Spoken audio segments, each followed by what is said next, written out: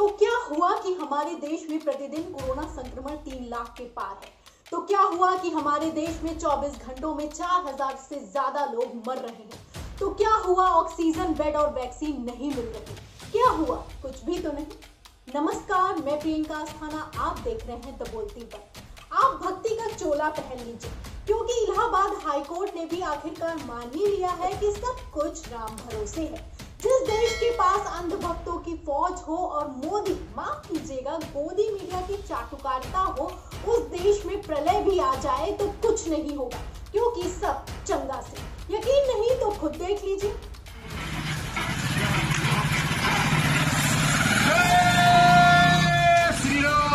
जय श्री राम। हर महादेव। ये बीजेपी नेता गोपाल मिश्रा है। बेचारे कितने भोले हैं, इन्हें किसी ने नहीं बताया कि गांव की बदतर हालातों पर इलाहाबाद हाईकोर्ट ने कल टिप्पणी की है। इन्हें लगा कि कोरोना को हराने के लिए अब सच में राम धरती पर आएंगे, इसलिए मेरठ की गलियों में शंखनाद के साथ जय श्री राम का उद्घोष कर रहे हैं। ये वही मेरठ है जहां बीते रोज दो जुड़वा भाइयों ने दम तोड़ दिया। दोनों ने साथ जन्म लिया, साथ नौकरी मिली और कोरोना ने दोनों भाइयों को एक साथ निगल लिया। उनके परिवार वालों को ये नहीं पता था कि जिसके भरोसे वो इलाज करवा रहे हैं वो खुद राम भरोसे बैठे।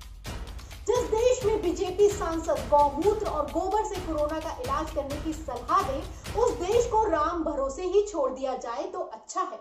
अब तो गौमूत्र से ही इलाज कीजिए, क्योंकि अगर आपने कह दिया कि गौमूत्र से कोरोना ठीक नहीं होता तो जेल की सैर पक्की है। जी हाँ, बिल्कुल ठीक सुना आपने। ताजा मामला मणिपुर का है, जहां कोरोना संक्रमण से बीजेपी प्रदेश अध्यक्ष टिकेंद्र सिंह की मौत हो गई।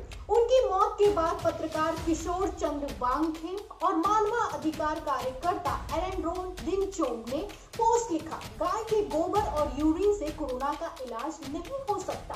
बस इतना लिखना भर से राष्ट्रीय सुरक्षा को खतरा हो गया और दोनों को राष्ट्रीय सुरक्षा अधिनियम लगाकर गिरफ्तार कर दिया गया।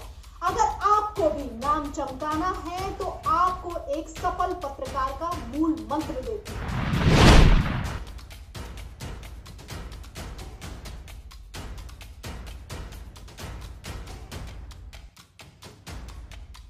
खैर, चाटुकारिता से हटकर थोड़ा पत्रकारिता पर लौटते हैं, जो कि सत्ता से सवाल करने की सीख देती है।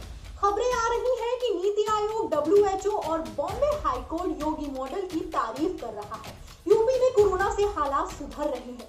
दूसरी लहर को छोड़ अब सीएम योगी आदित्यनाथ तीसरी लहर की तैयारी कर रहे हैं। सीएम ऑफिस से ट्वीट कर बताया गया है कि राज्य में कोरोना संक्रमण की रिकवरी दर में निरंतर वृद्धि हो रही है। वर्तमान में ये दर बढ़कर 90.6% हो गई है। विगत 24 घंटों में राज्य में 2,69,581 टेस्ट संपन्न किए गए हैं। इसके साथ ही अब तक 4.52 करोड़ से अधिक कोरोना टेस्ट किए जा चुके हैं। तो वहीं दूसरा ट्वीट में लिखा गया कि विगत 24 घंटों में प्रदेश में कोरोना संक्रमण के 8,737 मामले प्रकाश में हैं। वह 21,108 कोरोना संक्रमित मरीजों को डिस्चार्ज किया गया है। कुल एक्टिव मामलों की संख्या 1,36,342 है। 30 अप्रैल 2021 को दर्ज किए गए कोरोना संक्रमण के सर्वाधिक एक्टिव मामलों में लगभग 56% की कमी आई है। मेरा सवाल है कि आखिर कहां से हासिल होता है ये डेटा और किस इंटेलिजेंसी से इसे हासिल किया जाता है? कभी कभी तो मुझे लगता है कि इतनी पॉजिटिविटी से तो अच्छा है कि मैं खुद कोरोना पॉजिटिव हो जाऊं। असलियत सुनिए, कड़वी है। यूपी की राजधानी लखनऊ का हाल बताती हूँ, जहां ये पता करना मुश्किल है कि सरकारी आंकड़े सच बोल रहे हैं या डेथ सर्टिफिकेट। दैनिक भास्कर की रिपोर्ट है कि लखनऊ में पिछले 2.5 महीने में 13,313 डेथ सर्टिफिकेट जारी किए गए हैं, जबकि सरकारी आंकड़ों में कोरोना से सिर्फ 1,042 मौतें हुई हैं। 1 मार्च से 31 मार्च डेथ सर्टिफिकेट 3,870, 1 अप्रैल से 30 अप्रैल डेथ सर्टिफिकेट 4,641, 1 मई से 15 मई डेथ सर्टिफिकेट 4,802, कुल मिलाकर 13,313। लेकिन सरकारी आंकड़ा बता रहा है कि 1 मार्च से 17 मई तक केवल 1,042 लोगों की मौत।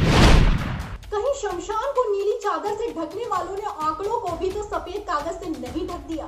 तभी डेथ सर्टिफिकेट जारी करने वाले सीएमओ के पास भी इस सवाल का जवाब नहीं है कि मौत के आंकड़ों और डेथ सर्टिफिकेट के नंबर्स में इतना बड़ा अंतर कैसे आया? आखिर क्यों इतना बड़ा धोखा किया जा रहा है? आंकड़ों का खेल करने वाली सरकार आखिर क्यों जिंदगियों से खिलवाड़ कर रही है? आखिर क्यों सरकारी आंकड़ों में कम और आपके आसपास पड़ोस गली मोहल्लों में ज्यादा लोग मर रहे हैं? अगर आपने सवाल नहीं किया तो ये बात गांठ बांध लीजिए कि जिस कोरोना को वैक्सीन तक नहीं खत्म कर पाई उसे आंकड़े खत्म कर देंगे। नमस्कार।